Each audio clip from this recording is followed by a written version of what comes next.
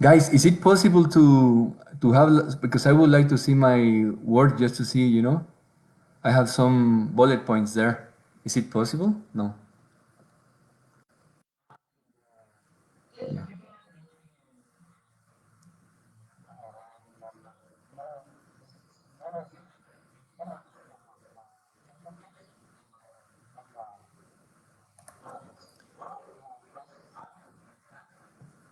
Uh-huh.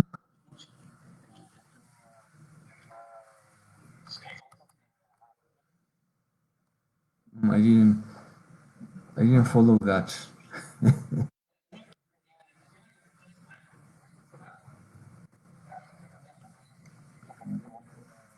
Ah, ya no, pero yo prefería tenerlo así como en un rinconcito, ¿me entendés? I would like to...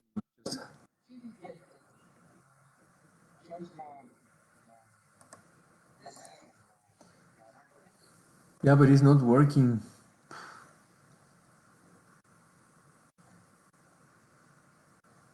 You know? Ah, okay.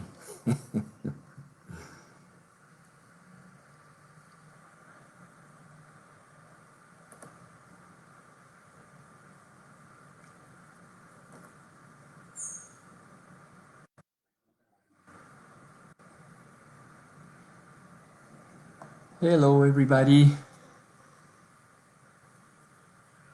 Thank you very much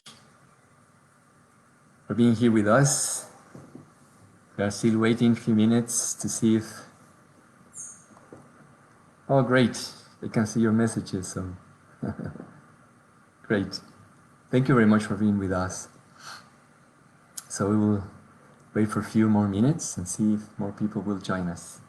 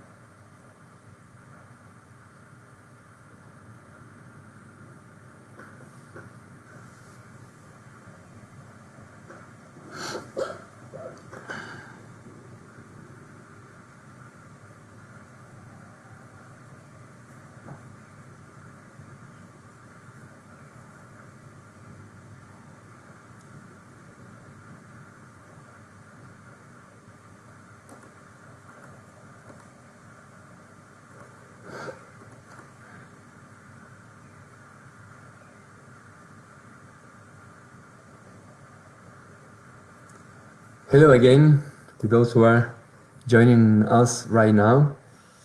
You are very welcome to this Facebook Live. I just want to share with you that we are based in Guatemala, so greetings from Guatemala. We are just waiting for a few more minutes to see if, more people will join us. So hopefully we can start in 6 minutes, I would say, if that's okay with you. We already have a lot of people joining us. We are very happy about that. Thank you so much for being here with us and from so many different places of the world. Great.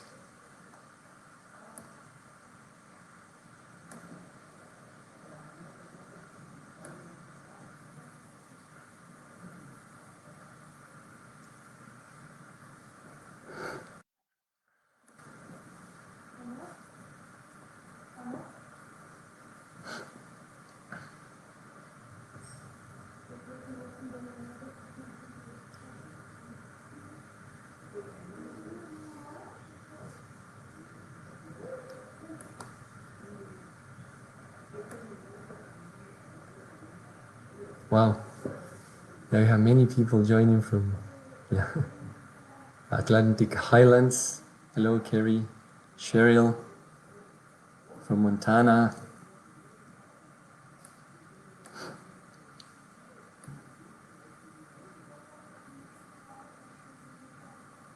Kerry also from where?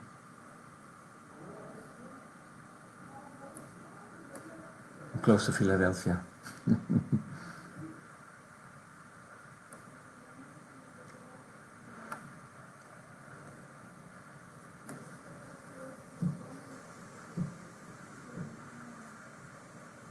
Also John is joining us.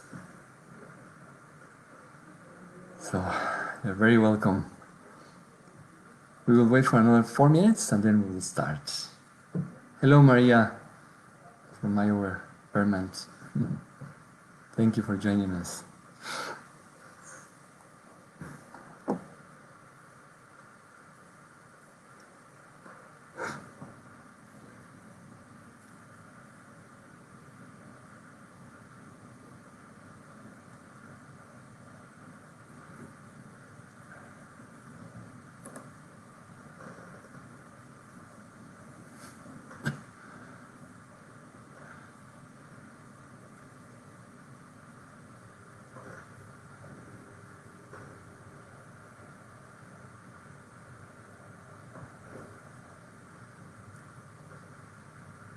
Hello, Alice, joining us from Canada.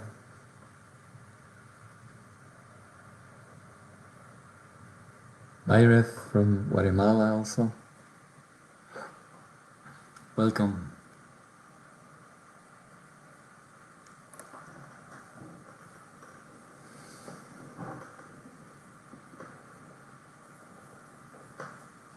Hey, hello, Kennedy from Kenya, from Nairobi. Welcome.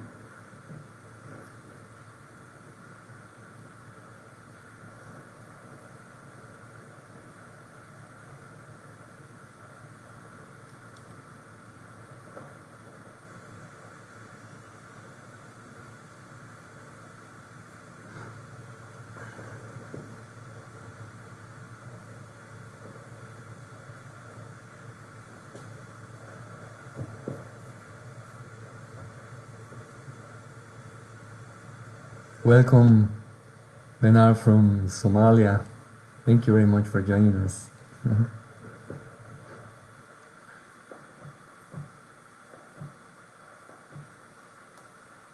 Oh, it's great to have people from all over the world. Thank you very much for joining. We will start in 1 minute.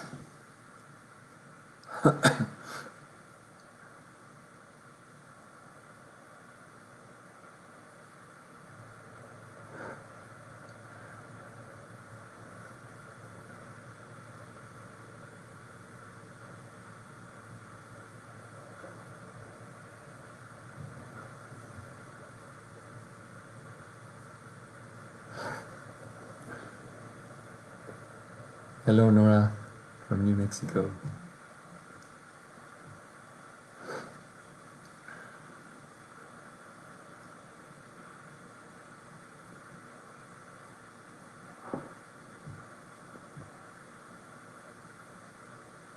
Hello, Bema from El Salvador. Carol from Nebraska. Ernie from New Hampshire. Rebecca from El Salvador. Great. Many people joining us. Excellent. So we will start right now. So good morning, good afternoon, and good evening from wherever you are joining us. I'm very happy, I'm delighted to have you here in this space. My name is Luis Paiz Bekker. I'm the Regional Director of American Friends Service Committee here in Latin America. And as I said before, I'm delighted to share with you the work we've been doing in Latin America, the work we are doing right now, and to share with you also, our dreams and the dreams we have together with the people we are serving.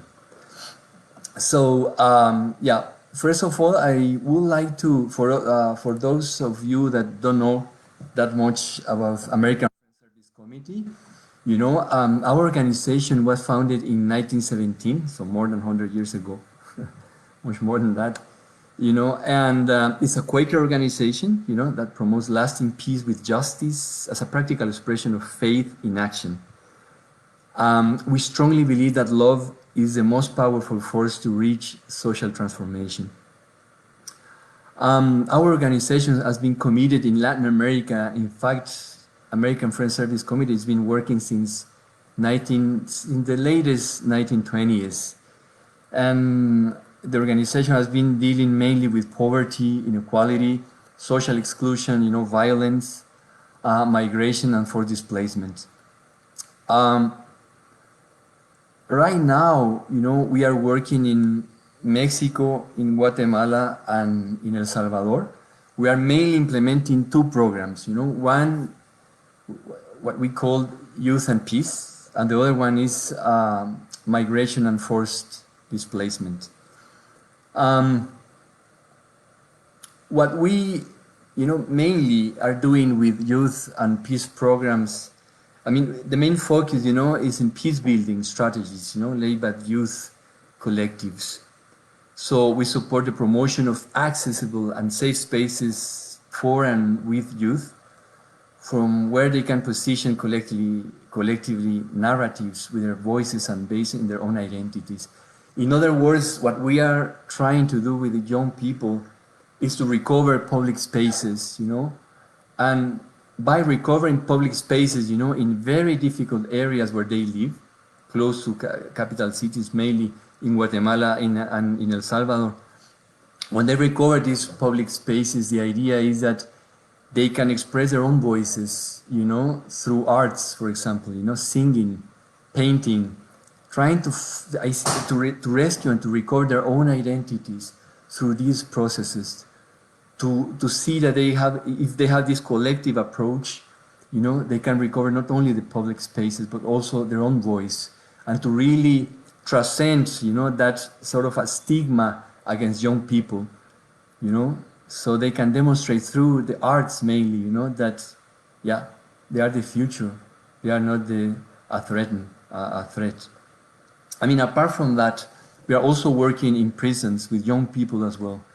So in the same, using the same kind of methodologies, we are working with arts, so just, a few weeks ago we had this sort of a theater that they created themselves, and they realize, that they can fly and they can really find their own voices, and to really work for of course, to promote, peace and social justice.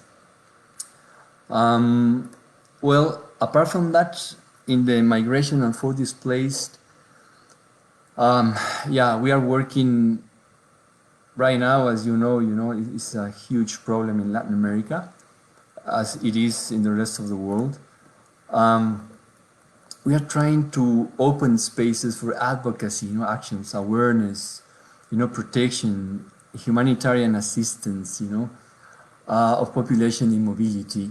we work directly inside civil societies and communities. So what we are creating, you know, we as an American Friends Service Committee, our main role there is to create enabling conditions so the grassroots organizations working with migrants, migrants themselves, you know, other organizations find spaces to see that their struggles have a lot of similarities and sometimes they complement to each other. So creating these spaces, we realize that we learn from each other, but also we learn from people themselves, the way they see the reality. I think it's important to to emphasize that with the forcibly displaced people, again, you know, we are dealing with this stigma, you know, that these guys are criminals. So we are working hard through advocacy also to demonstrate that it's just normal people, you know, struggle to survive. They're escaping for death, you know, and they are desperate, and they're just normal people that, you know, are dreaming to have a better life. That's it, you know. How to do that, you know, then it's not an easy task. That's why we strongly believe that is unity through, you know, local grassroots organizations, you know, and other bodies, that it is essential to, you know, to open the space so these guys have their own voices, you know, and they can be heard.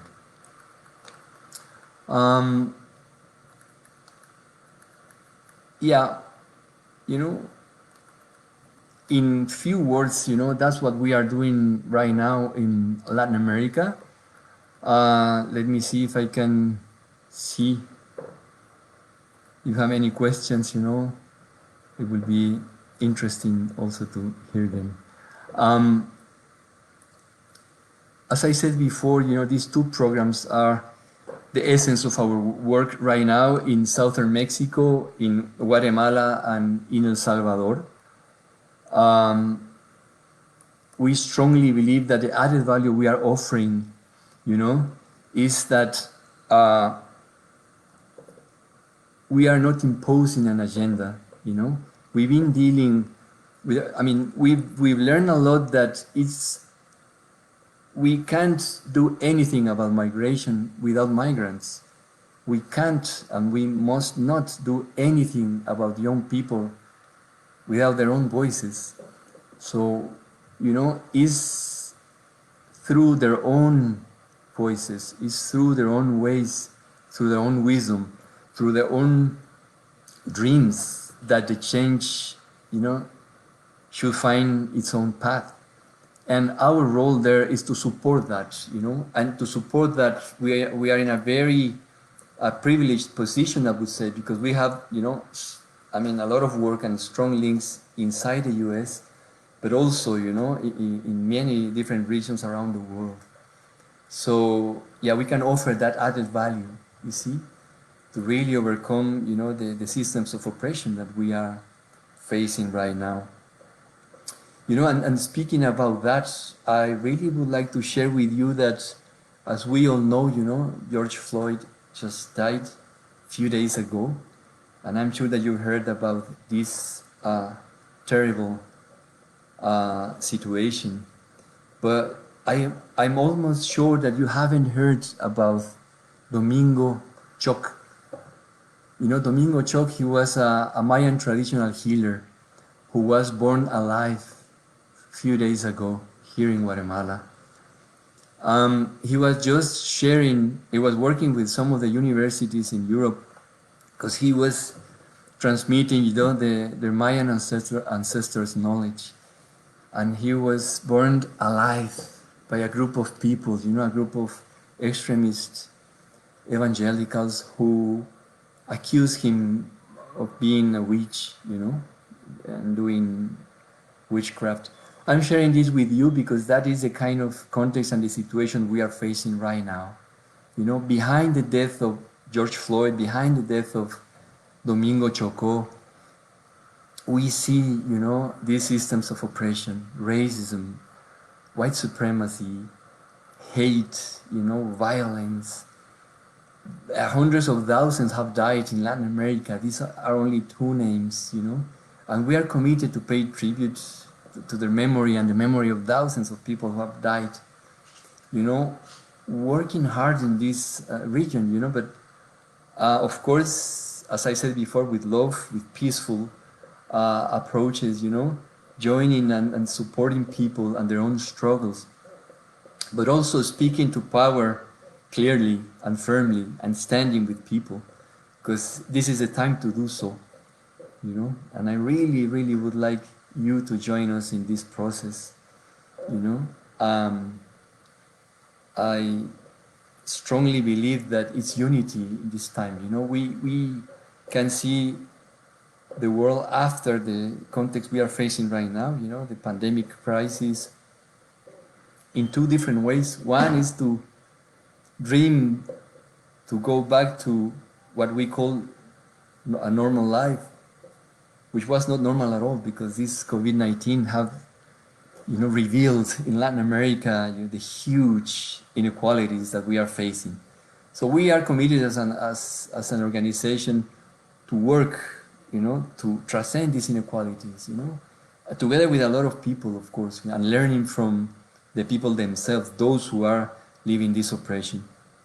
I would like to share right now, you know, just very quickly, the problems that the deportees, for example, are facing, you know, in Latin America. As you know, many deportees have been sending back from US, from Mexico. So they've been excluded as human beings, you know, they've been rejected to find, you know, an opportunity in US, also in Mexico. So they go back right now, you know, they are coming back, thousands of them, you know, coming back, for example, to Guatemala. And when they try to go to their own communities, they are being rejected in their own communities as well, because people fear that they are bringing with them the virus, the COVID-19 virus. So you see, we are talking here about the excluded of the excluded. You see, that's the situations we are facing right now. And that's why it's so important to work in close coordination with grassroots organizations and also with the communities, you know, because this is only one of these examples that, you know, there are many people right now that have no place to live, no means to survive, you know. And that is I would say, you know, the key space where we find, you know, our added value, I would say. I insist that very humbly that is supporting, you know, and really join their own efforts, you know, and not imposing, you know, as I said before, any agenda, you know.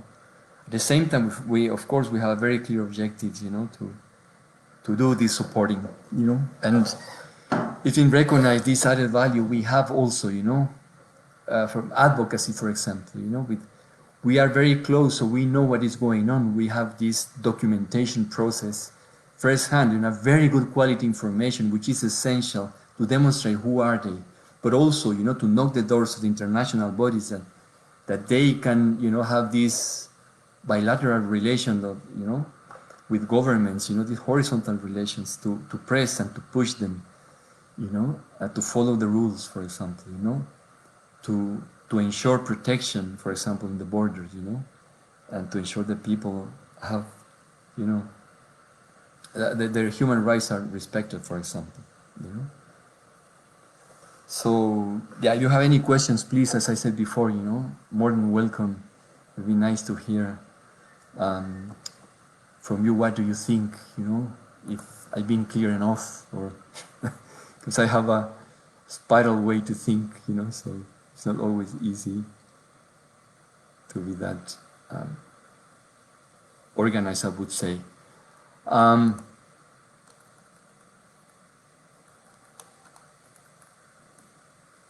Yeah, in addition to that, I really would like to share with you, I mean, sort of the context that we are facing right now. As I said before, you know, the COVID-19 has revealed these huge and very deep inequalities. We are facing the humanitarian tragedy, I would say, you know, that we call invisible, you know. Oh, it seems that there are some questions. I'm really sorry. I haven't seen them.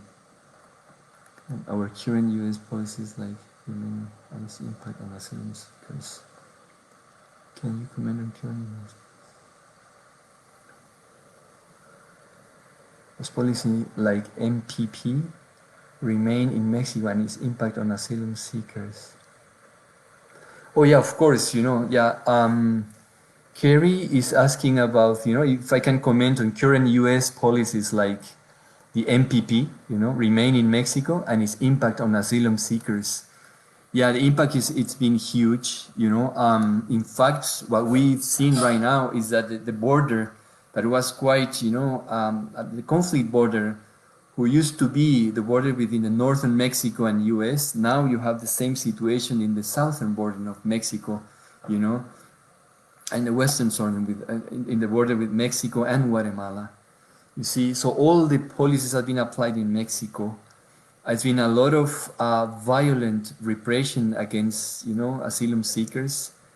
They are not following the rules, they haven't been allowed to have even access, to this opportunity.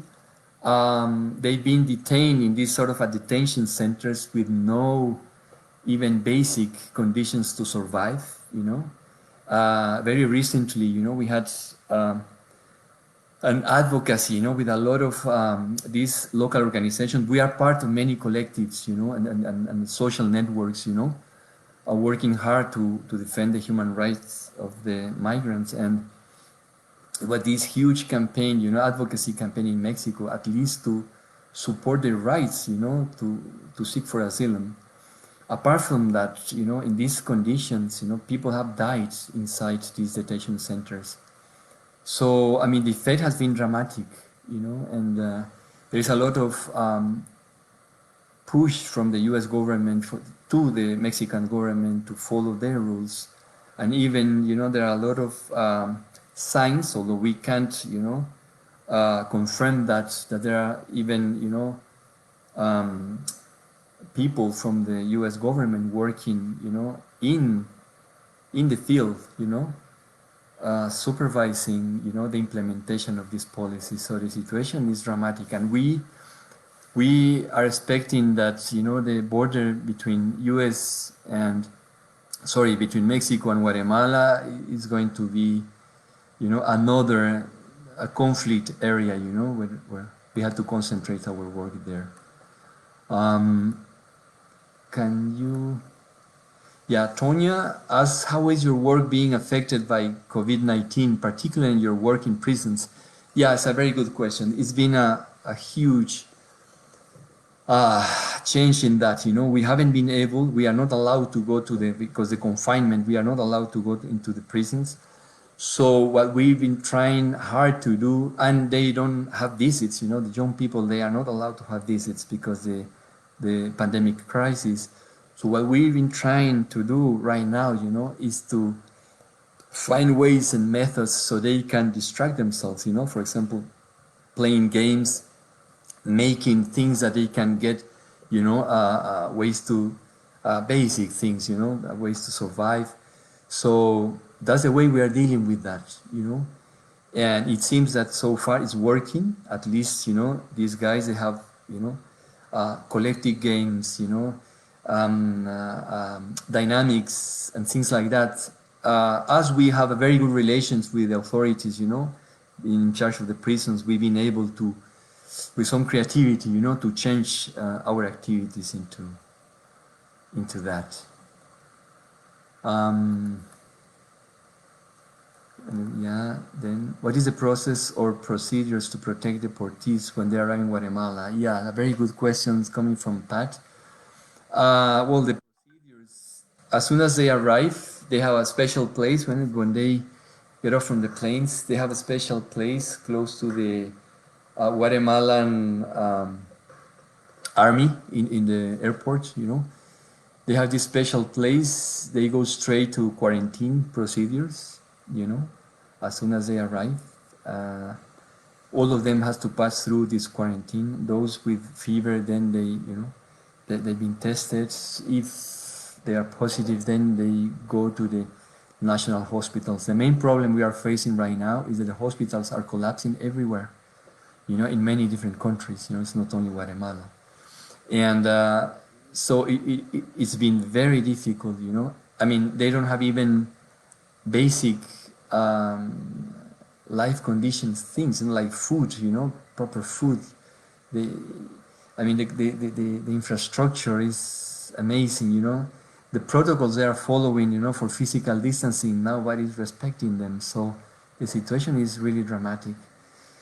After the quarantine, then they are released, you know, and they try to go back to their communities. And the problem is, as I mentioned before, that they don't find, you know, ways to go back because communities, they've been taking their own procedures, you know, to lock down yeah, the the communities, you know. So they're facing a lot of problems. What we are doing together with a lot of organizations is to figuring out where are they right now, you know, and trying to find them and trying to create enabling conditions, at least, you know, to find a temporary shelter with proper protocols, you know, so they at least can find a place to stay and a place to, you know, to stay for the time being, you know, and to eat at least, you know. Can you update us in the situation of African Asian migrants stuck in the southern border of Mexico? Yeah. Can you update us in the situation of African and Asian migrants stuck at the southern border of Mexico? Yeah, right now the information we had so far is that they are still, you know, many of them, they are still in the Guatemalan border. You know, again, you know, there are a lot of grassroots organizations. Many of them are our partners, you know, trying to provide with basic, you know, shelter and food, you know, but they haven't been able to cross, you know. I would like to highlight that I mean, it is dramatic the way these guys are, you know, the situation they are passing right now, because even though they know that the COVID is everywhere and the number of cases are growing dramatically every day, especially in Central American countries, they're trying to go and reach US because they are desperate, you know, you see. There is no, I mean, they know that if they're going to die in their countries, but at least they have this opportunity, you know, to see if, you know, to really face the risk to go to US, you know, not to get the virus. So yeah, it's really, it is a tragedy, you know, for these people. That's why we strongly believe that the work we are doing is, yeah, it is important. We are contributing, you know, among many other organizations, but this is why we are prioritizing, you know, this work. Well, I know that time is flying, I would say. I'm sure that I won't be able to answer all your questions, but what I really would like to take only a few minutes, you know, of your time right now, you allow me, is to really ask you if you can support us in two ways. The first one is that we strongly believe that we are facing this civilization crisis, you know, and we need to stand and we need to support each other, you know. And I really invite you to visit our American Friends Service Committee webpage. It's afsc.org, you know, and you will see so many ways that you can help us. But in Latin America right now, if you can join us, you know, and support us, you know, to keep working with force displaced people, but also youth, you know, and specifically, I would say we are going to start right now the hurricane season, you know, and right now with the COVID, we know that we have a collapsed health systems, you know, all the, you know, rescue people, you know, all the bodies that are going to, usually they, you know, they attend emergencies are very tired because they've been working for a while, you know, for months, you know, attending the COVID-19 pandemic crisis. So if, you know, there are more than 16 events forecasted for this season, you know, so it can be dramatic, you know, the effects of these combined emergencies, you know. If we have COVID with a collapsed system and then, you know, a hurricane, for example, is going to be devastating situation. So please, if you can join your efforts, if you can support us, you know, to be prepared for this emergency, that would be excellent. We will really appreciate that, you know. And in addition to that, if you please can denunciate this killing I just shared with you, Domingo Choc, because usually, it's not in the news, it's not in the mass media, because he was a Mayan, he was a Guatemalan, he was an essential, Mayan priest and Mayan traditional healer, with a lot of knowledge, and he's been killed, so hopefully you can join us. And also I'm sure that you're already thinking how to deal with the post-COVID period of time. I really hope that you can see this as an opportunity to change this world, and to join our efforts to change this world. So thank you very much for your time, thank you very much for your commitment, and thank you very much for joining us. Please feel free to contact us, as I said before, and yeah, thank you very much. I really appreciate your time.